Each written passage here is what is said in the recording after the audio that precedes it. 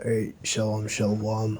First and foremost, I'm going to say Brak Yahweh, Brak Yahushai, Brak Yahweh, Brak Yahushai, Brak Yahweh, Ba'asham, Yahushai, Ba'asham, Waha, Rakha, Kodash.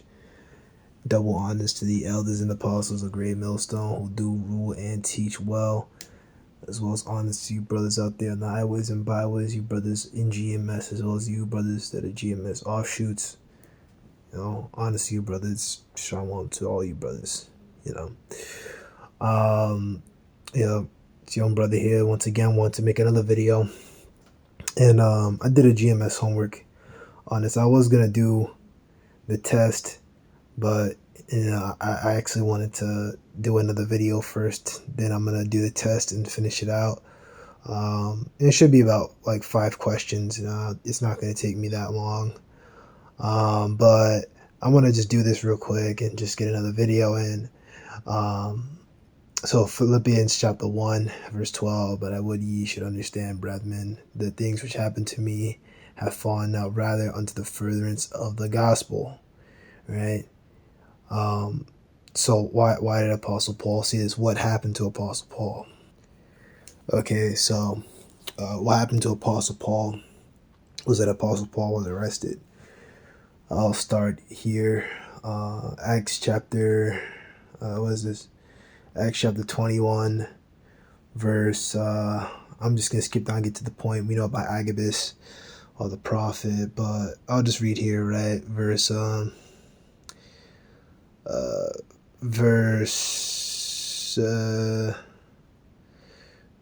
When they heard it, they glorified the Lord and said unto him, Thou seest, brother, how many thousands of Jews there are which believe, and they are all zealous of the law. And these are like unto James and all the elders, right? So this is what the elders said unto Apostle Paul. Right, there are thousands of Jews here, right? And you got to read the Acts 2nd chapter. There's thousands of Jews in Israel, right? And there was Jews that believed, right? Jews that were zealous of the law and they believed, right?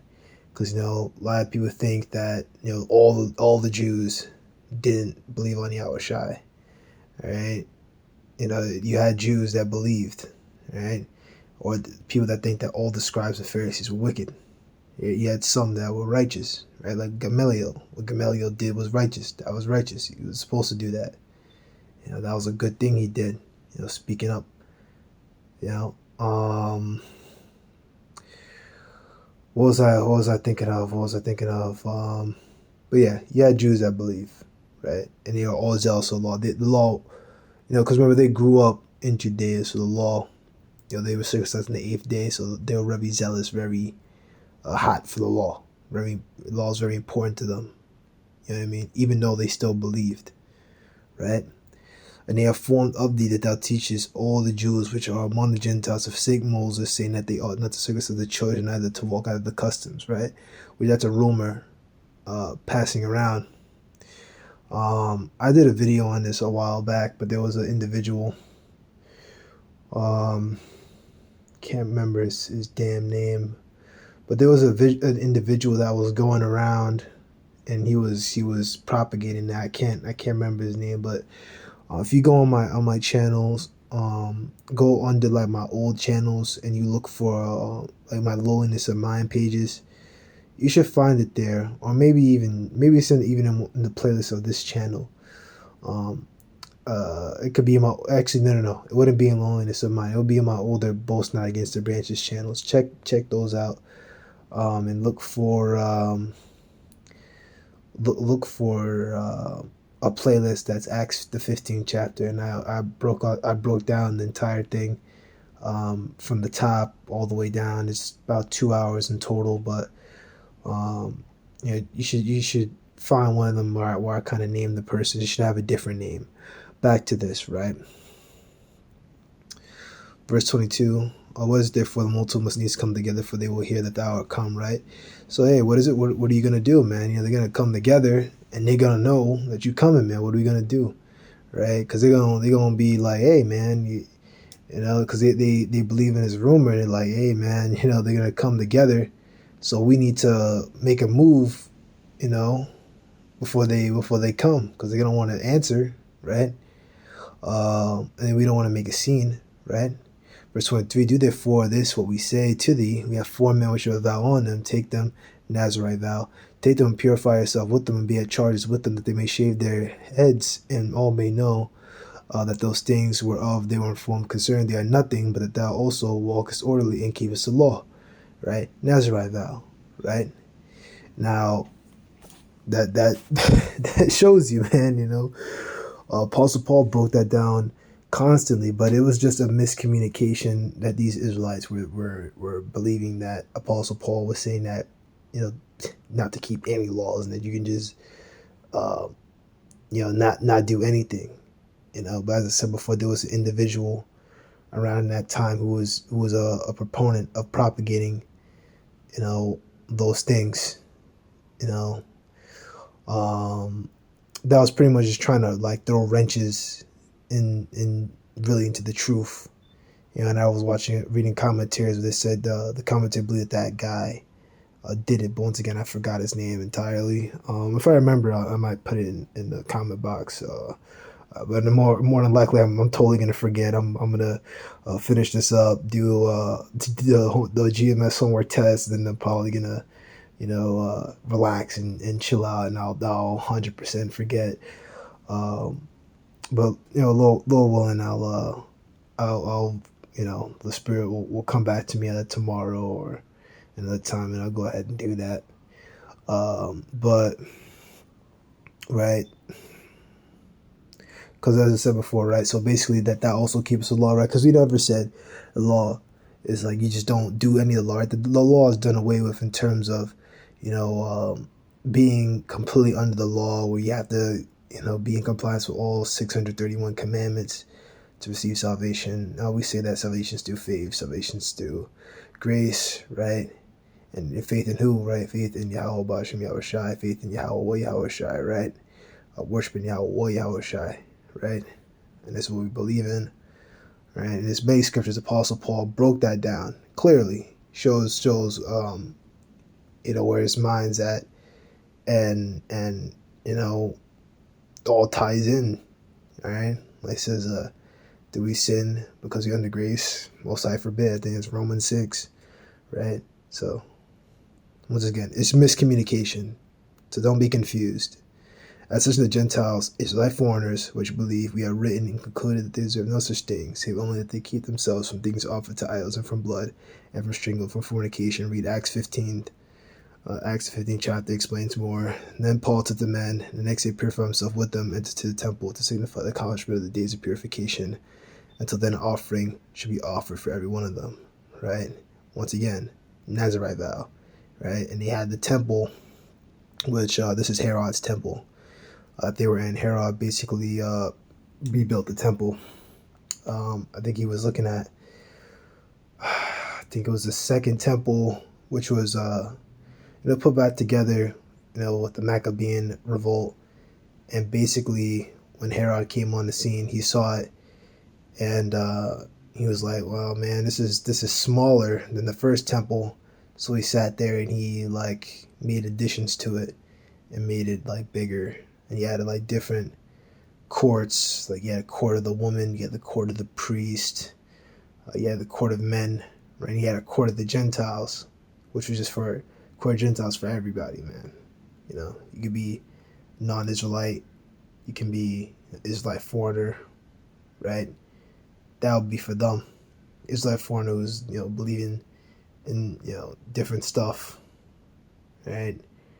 That was for them, right? That wasn't.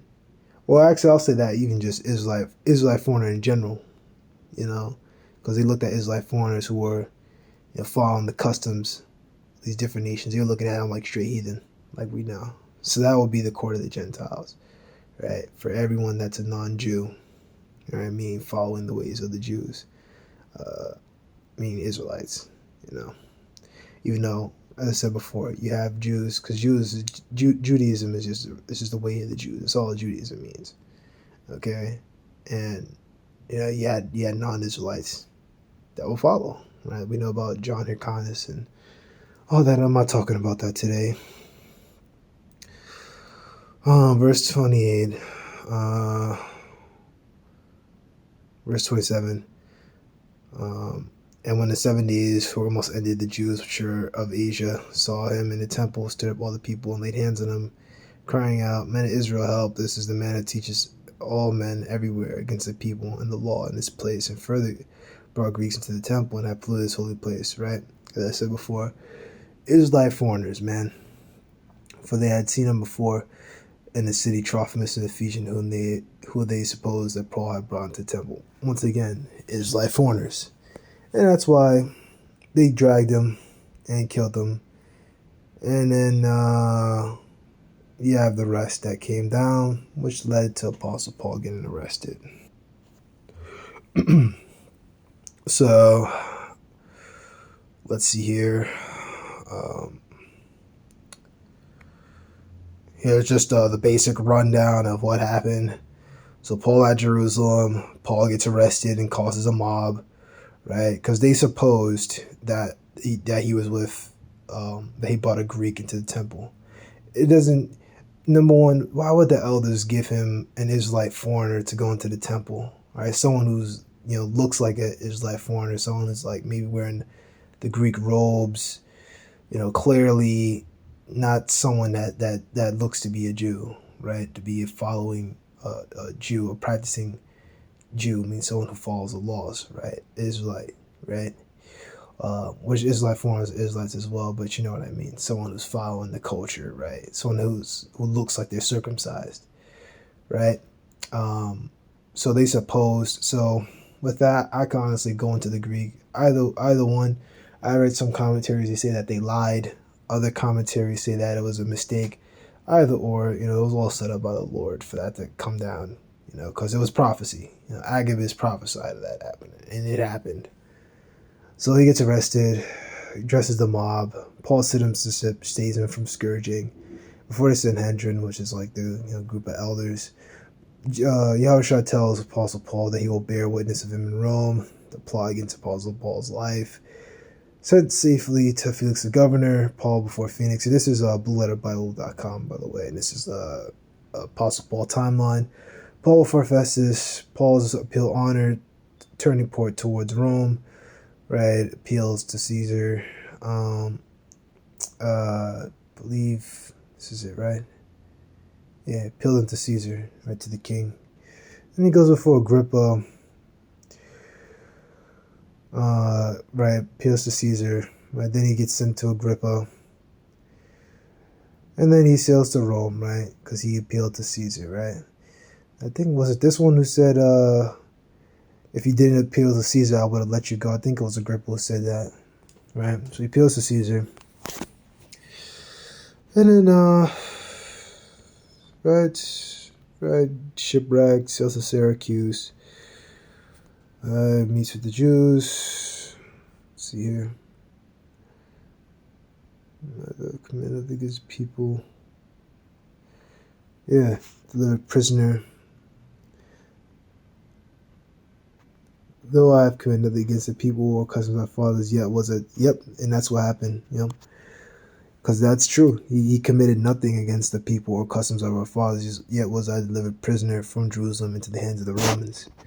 Because they're not telling people to just willingly go off. Everything we were talking about was just giving people time when it came to the circumcision, not, force people to get circumcised immediately, just letting it take its course. You have many men in this truth, even to this day, who, like, they got circumcised first when they were like 26, 28, 30, 30 years old.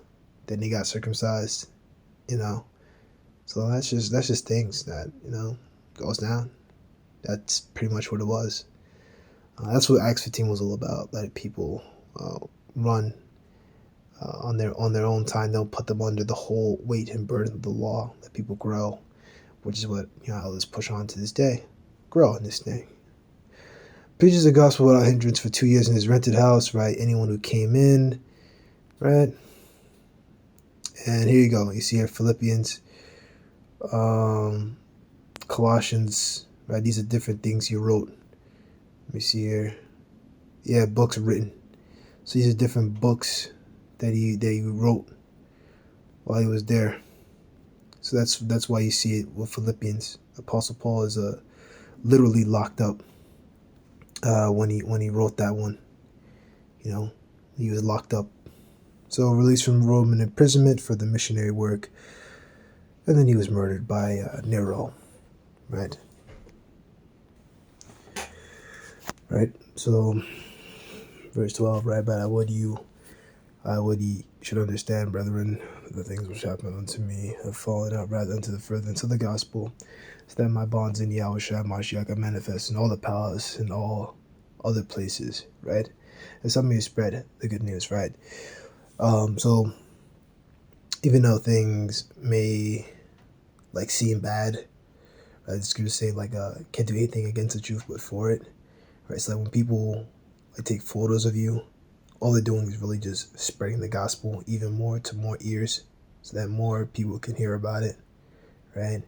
And then it'll get to the ears of the whole Philek one way or another, right?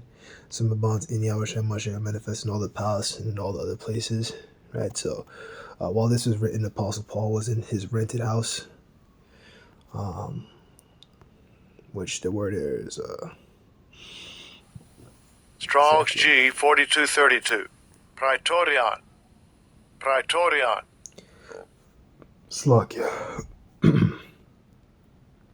So Praetorian, right? The camp of the Praetorian soldiers established by Tiberius.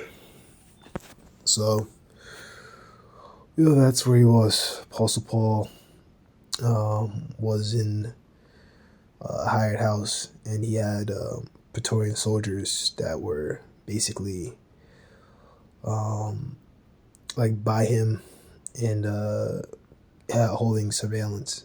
And of course, when people would come in, they would overhear it. So the truth was getting spread, right? And of course, the word was spread to other places, right? Because maybe the Praetorian guards, they would pass the word on. Because we already know within, I'll say us back then, right? The Christians, we already knew, right? Because all that information, that'll pass on. Everyone knew Apostle Paul got arrested, right? And Apostle Paul had contact with people while he was, inbound in Rome. And then they passed the word on, right? But now these Praetorians, they know. And then they passed the word on, right? And many of the brethren in the Lord, waxing confident by my bonds, are much more bold to speak the word without fear. So because of my imprisonment, most of the believers have gained confidence and boldly spoke the Most High's message without fear, right? And on one level, in our times now, we hear stories about the elders who have been locked up, not going to straight up prison, right? Like other Apostle Recall, he talked about that in one of his videos. He got put in a holding cell, and he was in there with a bunch of grimy ass niggas, right? When we hear things like that, that just makes us want to be more confident, right? That just shows that we're saying the right thing, man. This word really shakes them up, right? Because this word is a two-edged sword, cuts through their soul, spirit, so on and so forth, right? Really gets to the root of them, right? The core of them, their spirit, their inner mind, their mind, right?